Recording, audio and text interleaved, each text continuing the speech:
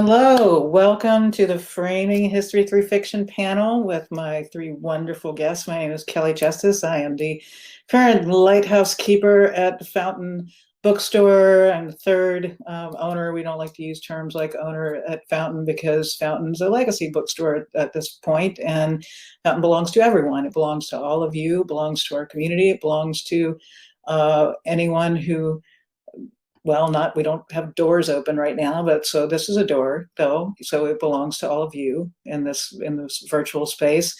And we consider you part of the Fountain family for being with us today. And we are part of the RVA Booklovers Festival family. We are grateful to our friends at Brandy Lane and Robert Pruitt, who is the founder of the RVA Booklovers Festival, and all the people who worked so hard to bring this together today. If you look at the bottom of the screen, I presume there's an arrow. I can't see it because I'm in a different tab, but you should be able to see a little arrow on the bottom of the screen that takes you directly to the bookstore where you can buy any of the books that you see today. And a portion will be donated to local literacy organizations like the Reed Center and the Junior League and their efforts to spread literacy all over the Metro Richmond area. And so we want to thank you in advance for your contributions. And I just figured this out in the last panel. So because I'm the boss of the Fountain at the moment, I will personally put something very special in your package if you get any one of the books on the panels that I'm on, because I can say that. And I don't know what it is yet. I haven't quite figured that part out, but you're going to get a very special present if you get a book from any one of our presenters on this panel, or the last, and maybe the next two if I decide to. But yes, you'll definitely get all kinds of goodies. So please consider that, because you're also contributing to local literacy efforts. So that's great.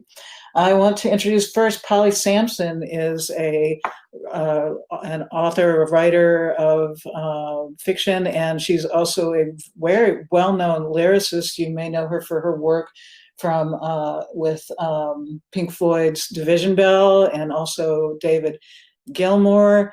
And yes, bookish goodies are on the way. And she has also worked as a journalist. I didn't publishing. Maybe we can talk a little bit about that. And you've done all kinds of things. And now I'm a little intimidated. I hadn't read all the way through your bio before I got on, and I'm like, wow, you were made a fellow of the Royal Society of Literature in 2018. That's got to be pretty special. What's that like? Wow. Was amazing. I bet it was.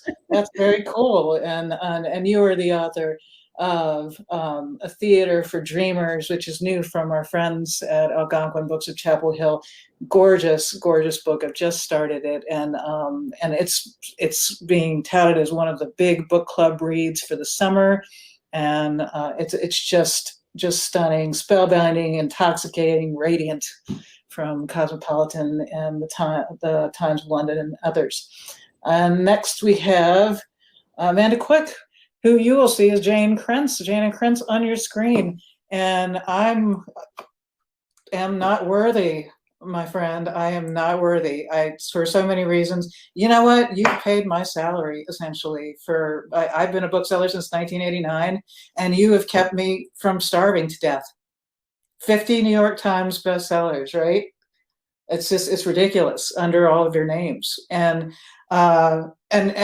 you're still amazing. I'm reading The Lady Has a Past right now, and it just crackles, man. The thing is just a cracking good read, and it is about a one detective, and it's like post-World War I, so we're kind of near Hollywood, and there's all these tough ladies and sexy guys, and it's and there's chases and road trips, and it's just everything you want in a killer summer read. It's so good. It's just amazing.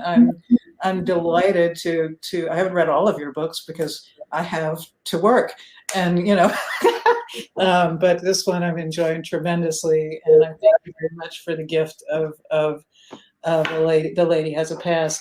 And last but certainly not least, we have the wonderful Susanna Kearsley, and she is the author of Bellwether, which I just downloaded on my tablet, which is in another room, so I can't even show you the cover. And your work has been compared to Diana Gabaldon, and you're just nifty. I'm just reading. I didn't get to read. There it is. I didn't get to read much of your book before here, but you're a Rita Award winner. You are just. Yeah, the Gabaldon thing, when somebody compares you to Gabaldon, that's got to feel pretty good, And are you getting the TV series? No. I've been writing for almost as long as Diana. Diana's been very generous to me. I met her like on her second bookstore, and she hadn't even been to Scotland yet when I met her. That's how long ago that was. She's a wonderful, wonderful person. She is fabulous. We hit the same sort of audience, but with a different sort of book. So where she's been more generous is in recommending my work to her readership. She's got the she's got the quotes on your book. She's a good person. But Bellwether's a little bit different. It's the first time I've gone into my own family history, which it's an American set book, which most of my work is more European set. Let's start there. Let's start there, because I was wondering, which of my questions I was going to start with, but I think you've actually stumbled upon something I think that I'd like to talk about a little bit more than these things that I've written down. So you decided to start with like this, why this particular period in history? Why, what historical event inspired you, or why this period? What was the germ that started this book? Well, the germ that started this particular book, Bellwether, was I was born into a family of amateur genealogists, and we always knew that one of my ancestors took in 2 French officers on their parole of honor during the 7 Years' War on Long Island. So I'm Canadian, for those people that don't know. So I have it's hard for me to keep my focus on being an author on this particular panel, because I want to ask a million questions of Polly and Jane for their books, because Jane touches on the sort of Hollywood glamour that I love. My grandfather was a projectionist, so I love that particular stuff. And Polly is with her book is like touching on Leonard Cohen. I have a Canadian interest in that type of thing. So I'll try to stay in my lane here and just talk about books. But if I veer into interviewing them, you'll have to excuse me. So we knew that we had that connection to the 7 Years' War. And as a kid, I never really thought too much about it, because you just think, parole of honor, how, you don't think very much about it. But as you get older, you start realizing that parole of honor, where an officer just lays down his weapons and agrees not to fight for that period of time that he is captured, and he is put up in the home of the people that he has been fighting, is a rather complex situation. And I wanted to kind of explore that. I wanted to go back into my family history. And again, I know that Polly has done this herself in her book, The Kindness. I know she's drawn on some of her own family history, and love to hear her talk about that too. So I try not to get into that. But when you delve into your own family that way, you're trying to fictionalize and put yourself in the shoes of people that that were there, and you're trying to process the things that made you, the things that are part of the stories that came out of your own past. And that was my way of getting into the stories that are part of my own past. And it was tricky, because as a Canadian, American history is a tricky thing to negotiate. It's much easier for me to negotiate, say, British history, French history, European history. American history is a little bit of a quagmire for Canadians, because, we don't want to put a foot wrong. But the 7 Years' War is something that a lot of Canadians and Americans don't very often cover. So I took my French Canadian officer, put him in the home of a very divided family, and just took it from there. And I don't really outline my novels. I just do a lot of research back to the primary sources, and I just throw them on the page and see what happens after that. And that's where the the book took off. So Polly, we'll go with you next. Okay. I'm desperate to read Susanna's book. I can't wait. Sounds wonderful.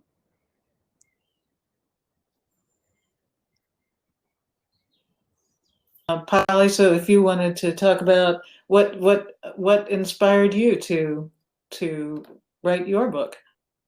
A Theatre for Dreamers was inspired by a long forgotten, but now I'm delighted to say no longer forgotten, writer called Charmian Clift, who lived on the island of Idra in Greece. And I went to Idra when I'd finished writing The Kindness. I wanted to have a holiday with no sense of what I was going to write next. And I went with my children and we just went for a week. It was half term. I mean, to give you a sort of idea of how long this book then took to research, those children are no longer children. They are all adults. They have all flown the nest. There are no children here now. But at that point, we went to Idra, and in the house we rented, there was a memoir called Peel Me a Lotus by this writer, Charmian Clift, who'd lived on Idra in the 50s. And she, in a way, has been rather eclipsed by her connection to Leonard Cohen. Because she and her husband, who was also a writer called George Johnston, hosted him when he arrived in 1960 as a 25-year-old poet. And he was the man who credited them with teaching him everything he knew about writing. But her book, which was called Peel Me a Lotus, and I have here the thing that makes me the most proud of anything, which is the new edition of this book that's been reissued after it's been out of print for 20 years of that book. But I found a really old copy of this book in the house we were renting, read it, and just found this woman fascinating. And sort of almost from that point knew I wanted to know more. Didn't at that moment realize I wanted to write about her. Went home, researched her, and found a life that I just wanted to know more about. And that's where it started. She fostered a bohemian community of which Leonard Cohen was the most famous member on this island in Greece. And I was really, really lucky. And as Susanna and Jane will sort of know, that I came across a cache of 1,573 photographs of this community taken in the year 1960. And that was my starting point, was to look at those people. I mean, you will know the photographs probably, because if you know anything about Leonard Cohen, because he gave his first concert on the island. And whenever there's something about his early life, you will see a picture of him playing his guitar under a tree in a taverna, and next to him is Charmian Clift. And that was my starting point. And it was just the most wonderful starting point, because it gave me those people and I could then research each of them. And I became so fascinated by them all and wanted, even if it could only be imaginatively, to be in their world. Jane, what took you to this delightful, exciting place where your book is and when? 1930s California. Well, I majored in history back in college. And the one thing I learned going in and coming out was that there's always two versions. There's the real history, and then there is the myth of that historical period. And over time, it's usually the myth that survives, because it's a story that people told from the beginning, and we're hardwired to remember stories. So the myth of California was the Hollywood glam image that was sold by the studios to the public at the time. It was the Golden State. It was the place where you could start over. And that's what I'm writing about. I just want to warn anybody who's looking for serious Dust Bowl history, this ain't it. Okay, this is Hollywood glam, which is as real in a way as the Dust Bowl side of things, because that's embedded in our culture, the memories. There are people today, lots of people today, who are of course not even born in the 30s. I wasn't born in the 30s, but we know the names of those actors. We know the names of those big studios. We know the names of Los Angeles and and Santa Barbara and the whole image of the golden kind of California. And that's what I chose to write about because it's great for storytelling. But the other real reason is because I'm always doing characters who are reinventing themselves. And this is like the ultimate land of reinvention for Americans. It always has been. So that's why I placed it there. I will say up front, I was worried going in because I write historical romantic suspense, and that for a long time has been identified with the 19th century, the Regency era, late Victorian. And we have very firm images of those in our mind. The late Victorian, everybody knows Sherlock Holmes. Everybody can instantly step into the late Victorian mystery or romance. What we don't have is a lot of 1930s romantic suspense or romance.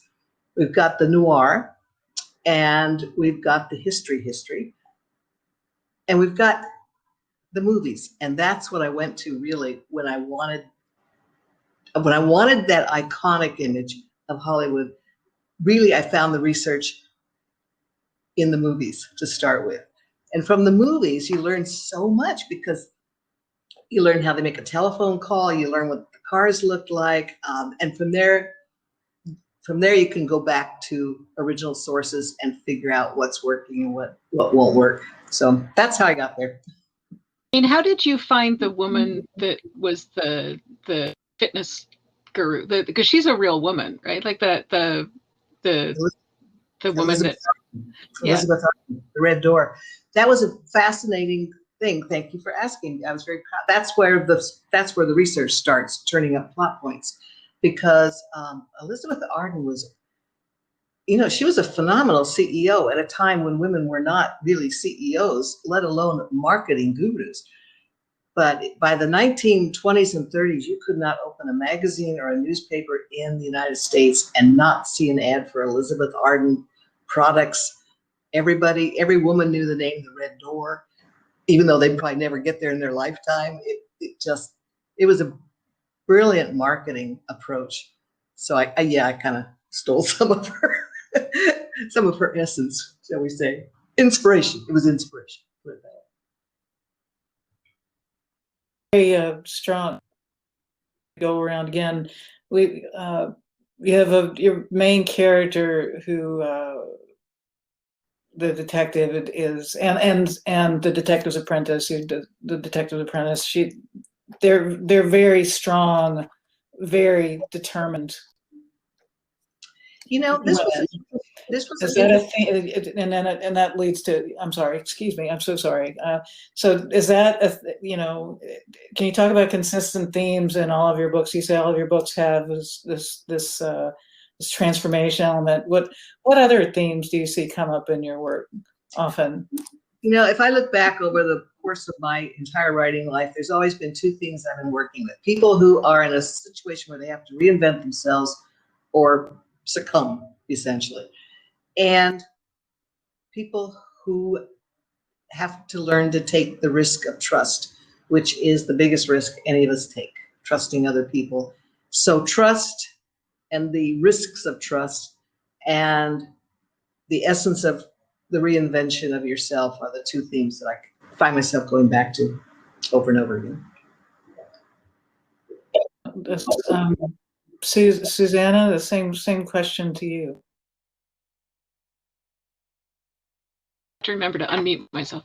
Themes. Yeah, I'm an engineer's daughter, and my dad moved a lot for his work, so we never really lived in one place for more than a few years. And I never really thought about theme and recurring themes in my work. And like I say, I've been published for 27 years now. I got published in my late 20s for the first time, and I've been continuously published since then. So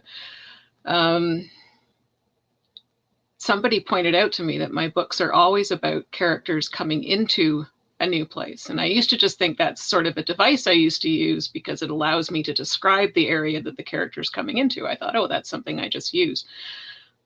But I came to believe that actually what the overall theme of my work is a character trying to decide where they belong. And then I saw one of my favorite actors, Joel Edgerton, who's also a screenwriter, was being interviewed in Canada here, and by George Stephanopoulos, and he was asked this question about, you know, why do you keep returning to the same sort of work? Why do you keep returning to the same sort of character? And Joel Edgerton said that he thinks that all artists return to the same material because they are always asking themselves the same question and trying to answer it in their work. And I thought, so what question am I always asking in my work? And I think it is, where do I belong? Where do my characters belong? What is it? You know, and the older I get, the more I think I'm always asking that question. I don't think I'll ever find an answer, but I think in various ways, I'm always asking that question. I've lived on different continents, in different countries, in different cities. And I think my way of, as writers, you're always processing life. You're always processing your own life through your work. That's what you do, whether you're published or not published. You know, if you process life through words, you're a writer. That's why I always tell writers who are, even if they're not published, whether you're published or not, there's no aspiring writer. There is a writer. That's what you do. So I think that's my question. That's what I'm always doing. That's my recurring theme. Where do I belong? Where do my characters belong? Long answer to a short question, I know, but that's what I think it is. That's perfect, and I and so thoughtful, and just thinking. I mean, all of this, you know, the themes of reinvention, truths. Where do I belong? And Polly, what do you find comes up in? It probably comes up in your lyrics as well as your fiction. I'm not sure if the same things come up in my lyrics as my fiction, because my lyrics are written for one specific person to sing. And so that person is my husband, David Gilmour, and he becomes like a character in a book. I have to get under his skin, because I'm aware when I'm writing lyrics that they're not going to be sung by me, they're going to be sung by him. And so I need to sort of have him almost like a character. It's almost like writing dialogue for a very particular character. It happens to be a character that I know in real life, but as I'm sure the others agree, we all feel like our characters are real by the time we're giving them dialogue anyway. When I finished writing A Theatre for Dreamers, I realized that I've written 5 works of fiction, or published 5 works of fiction, 3 novels, and 2 of those 3 novels have an 18-year-old narrator. So I clearly do have something to say about that moment in life between child and adult, that which is such a vivid moment in my own life, and that is why I suppose I veer towards wanting to look at that. I think it's such an interesting period in life. I think it's the most, maybe now there are other interesting periods, but certainly at the moments that I was writing the 2 books that have 18-year-old female narrators, both this one and my first novel, Out of the Picture, they are about how a young woman, moves from child to woman, and how she finds her place in a world that in various ways, it has been set up to treat her as other, as Simone de Beauvoir said, rather than the real thing, the man. And I suppose in a way it's been a development into this book, and maybe that's why Clift sort of spoke to me, because she was a woman, who was trying very hard to live an equal life in a world before contraception. And, a lot of people sort of think or want to sort of highlight that the Leonard Cohen aspect in this book, because he happens to be a character. He has to be a character because he was there. And I'm very glad to have him. He's really fascinating. But actually, the thing that really interests me about the characters in this book, who are based on, many of them, on real people, is that line that women, and particularly young women, have to tread in a world that is so predicated towards male, particularly creative women, towards male creatives. And, the book is set in 1960. And so it's a really interesting time for women. It's, it's between the 2 waves of feminism. It's before the invention of the pill. It's sort of rather wonderful because they're all basically stuck on this tiny Greek island. And it was a way to look at what their choices were. And I was lucky in that the sort of, apart from my female narrator who's telling the story, Erica, who's 18, that she had two women who are real women, Marianne Elan, who is the Marianne of So Long, Marianne, and Charmian Clift. And Marianne was 10 years older than my Erica, and Charmian was 10 years older than Marianne. So it was a really good way to look at how their lives were altered by the times that they lived through. So I suppose that is the theme that comes out of this book, is sort of women being thwarted by the times they're living in, and a sort of gratitude for being in a world now where women are in charge of their own reproductive destiny, because that is the really big difference between, for example, my life and the life of my narrator. And I find that really interesting.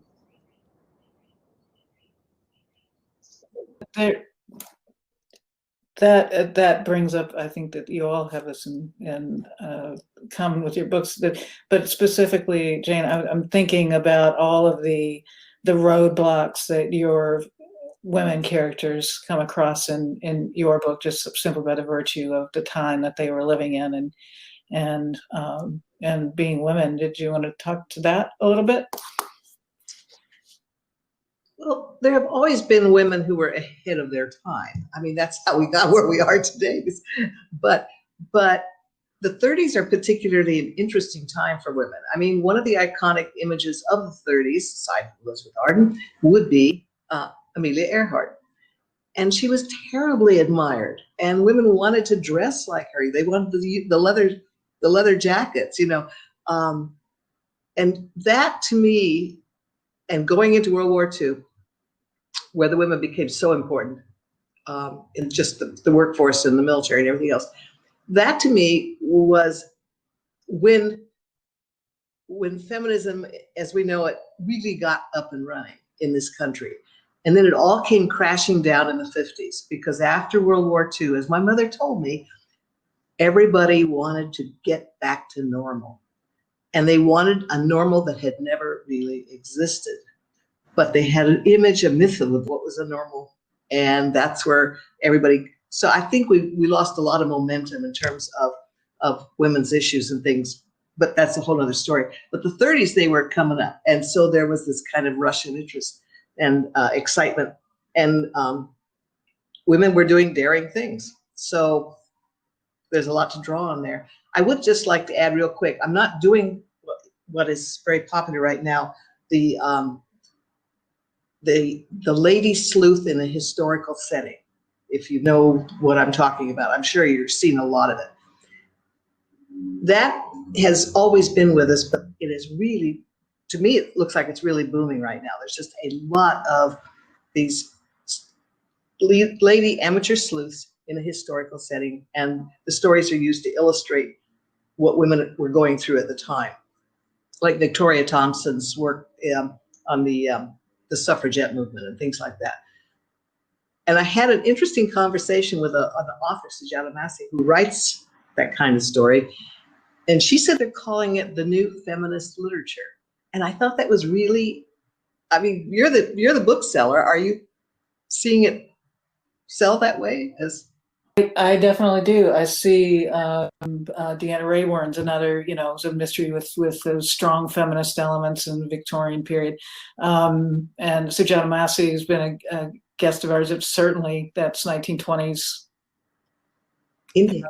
That's 1920s, right? India. And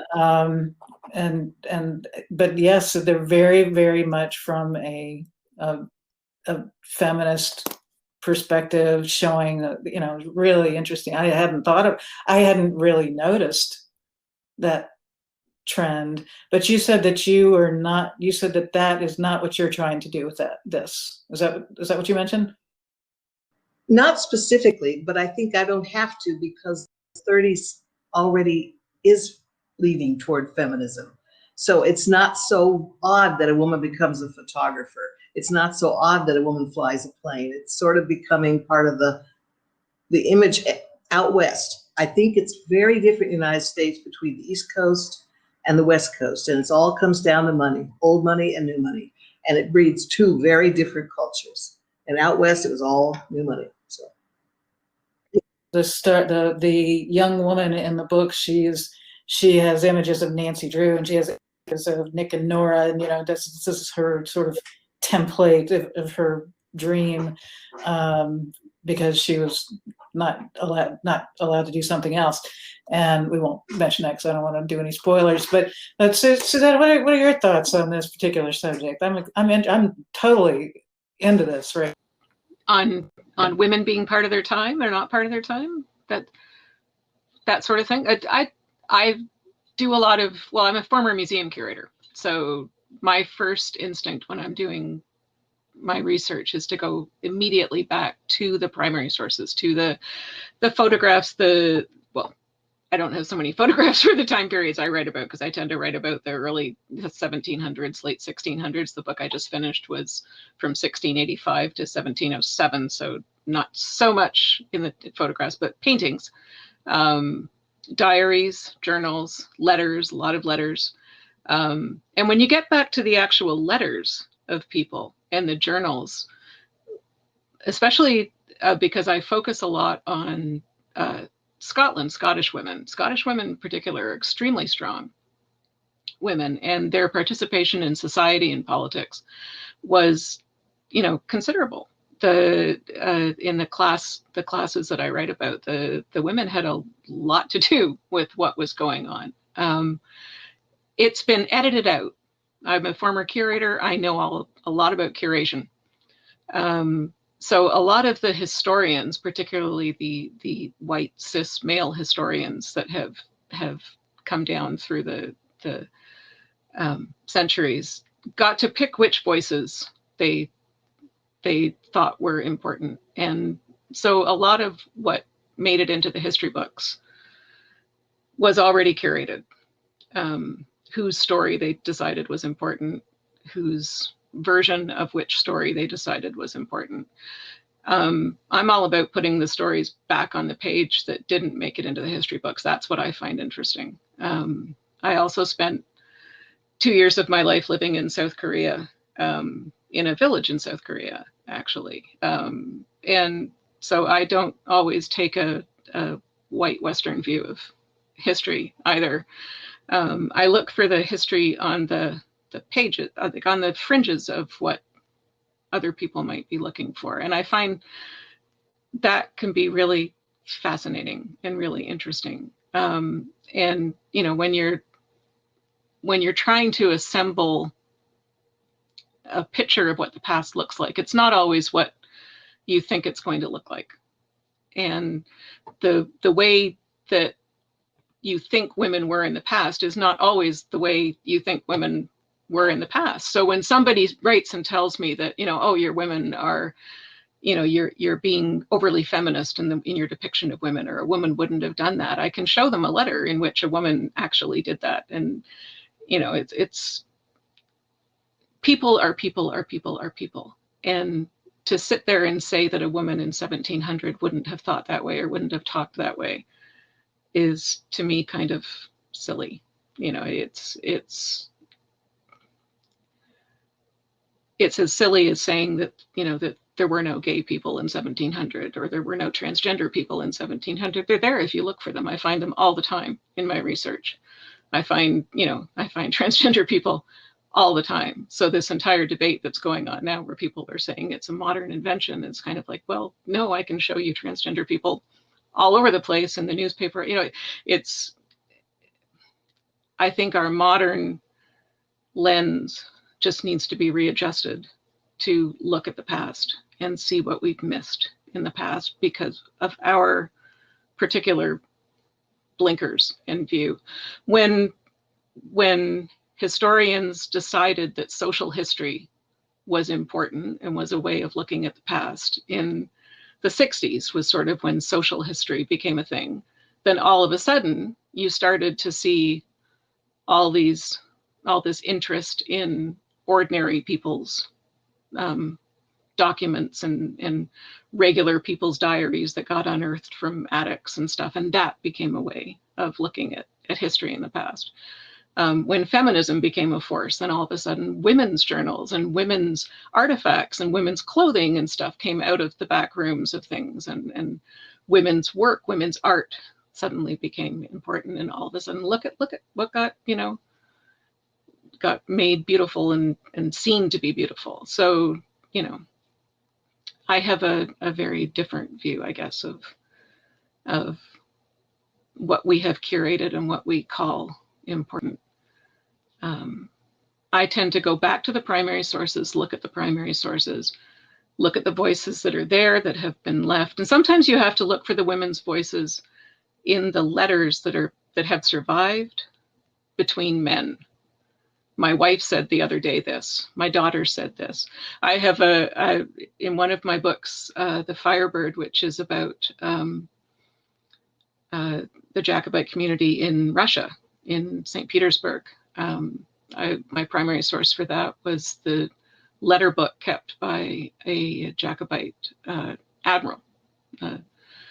And in it, he had tucked all these little notes from his wife and his stepdaughter, and what he had kept from them and what they were telling him, like, you know, the next time you're down in Spain, could you pick me up this or that, because Jeannie is getting bigger and she needs clothes for this, or that sort of thing. The fact that he had kept them, the fact that he treasured them enough to keep these notes told me more about him and his value of them.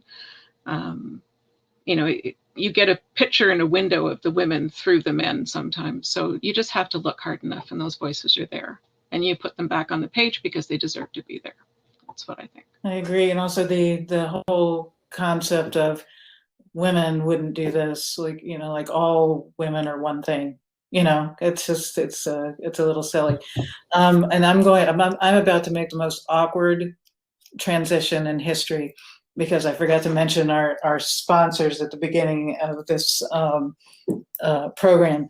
So my next question is about rituals that you have when you finish a book or start a book, or just what rituals you have around writing. And so one of my rituals is when I close the bookstore, and when things are non-pandemic, when I close the bookstore on Christmas Eve, I go to the Jefferson Hotel, which is this elegant grand hotel here in Richmond, and I have a martini. I have someone serve me for a moment, and I enjoy that one martini very much, and then I go home.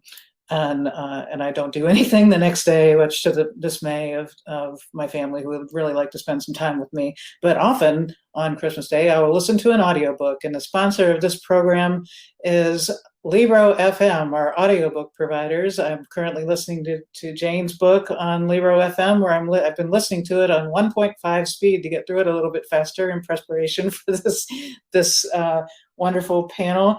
And so it sounds a little bit like chipmunks reading to me, but it is going quickly, and so you can read it whatever speed you like. And I find my audiobooks very relaxing. So we want to thank you for our Libro friends for being such incredibly generous partners, and please visit their booth in the expo. Oh, that wasn't awkward at all.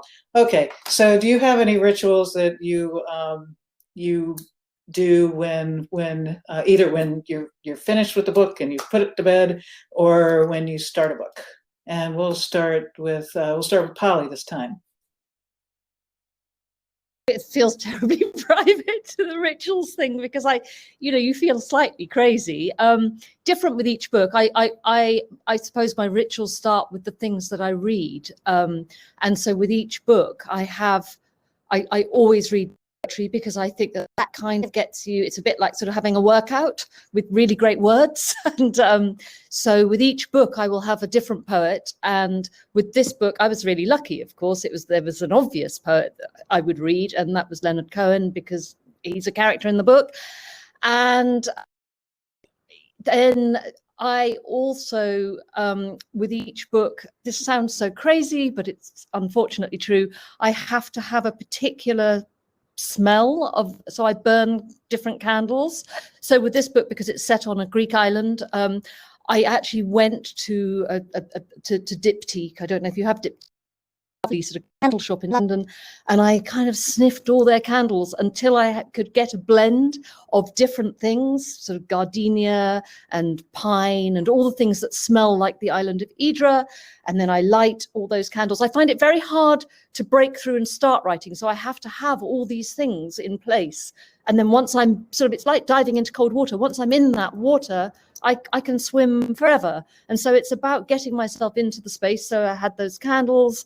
I have rocks that I picked up on Idra, the desk, in which I kind of fondle every time I look up. I mean, the most important ritual is I disconnect the internet, because there is no way that I could write with the internet in the place that I write. So that's very important. And I suppose, I don't know if it's exactly a ritual, but I have an absolute rule that I won't sit and stare at an empty page. If I have an empty page, it sends me into a panic, and I just get up and I take the dog for a walk. And I start walking thinking, oh, I just, I don't know what I'm doing.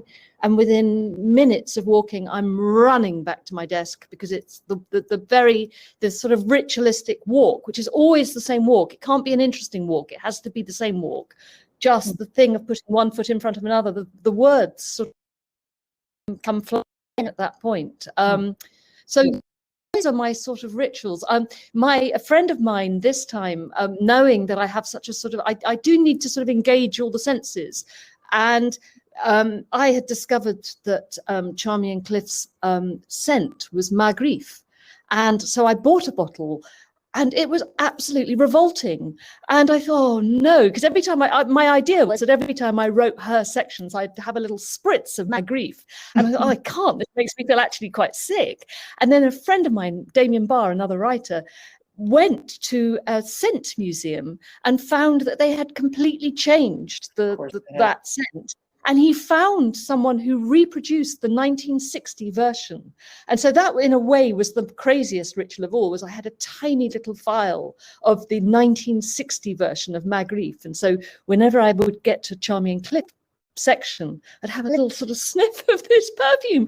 And it sounds mad, but it really works for me. It just puts me in a place. I had Leonard Cohen's joss sticks. I researched which particular joss sticks he burnt, and I bought some of those. And so when I got into sort of Leonard Cohen bits, I would burn those. I mean, the more I talk about this, the crazier it sounds, but I think smell is one of those things that really does put you in a place. And so for me, it's important to get myself into that place. Yes. So I have time. Speaking of and time and place, I have poorly. So you each have, Susanna and Jane, you each have 15 seconds to say a ritual before our next panel starts. Either Susanna, Jane, just shout something out that maybe. Wine. Oh, awesome. I'm with you. Susanna? Baths. What? Baths. Okay, wine, bath, and smelly things. Writers, you have everything you need to go write your next novel now. Thank you all so much. You have been an absolute delight. Everybody buy the books. You'll get extra goodies in your bag from me, okay? Thank you all so much. Thank you. Have a great day.